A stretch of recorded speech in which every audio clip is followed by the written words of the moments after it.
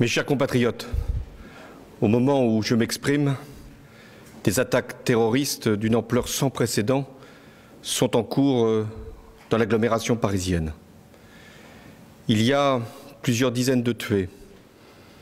Il y a beaucoup de blessés. C'est une horreur. Nous avons, sur ma décision, mobilisé toutes les forces possibles pour qu'il puisse y avoir la neutralisation des terroristes et la mise en sécurité de tous les quartiers qui peuvent être concernés.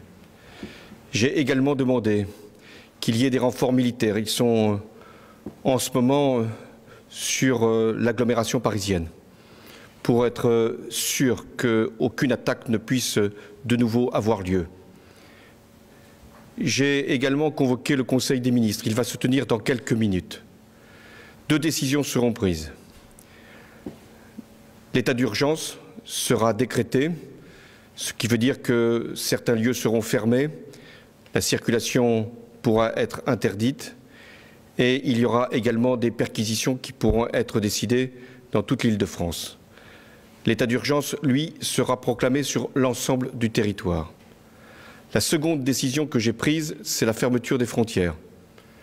Nous devons nous assurer que personne ne pourra rentrer pour commettre quelque acte que ce soit. Et en même temps que ceux qui auraient pu commettre les crimes qui sont hélas constatés puissent également être appréhendés s'ils devaient sortir du territoire. C'est une terrible épreuve qui, une nouvelle fois,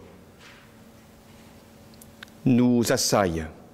Nous savons d'où elle vient, qui sont ces criminels, qui sont ces terroristes.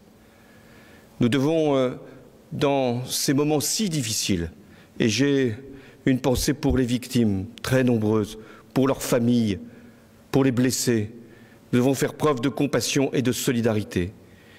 Mais nous devons également faire preuve d'unité et de sang-froid.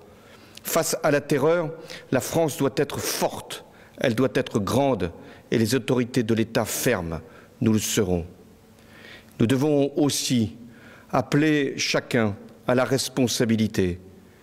Ce que les terroristes veulent, c'est nous faire peur, nous saisir d'effroi. Il y a effectivement de quoi avoir peur, il y a l'effroi, mais il y a, face à l'effroi, une nation qui sait se défendre, qui sait mobiliser ses forces et qui, une fois encore, saura vaincre les terroristes. Françaises, Français, nous n'avons pas terminé les opérations. Il y en a encore qui sont extrêmement difficiles.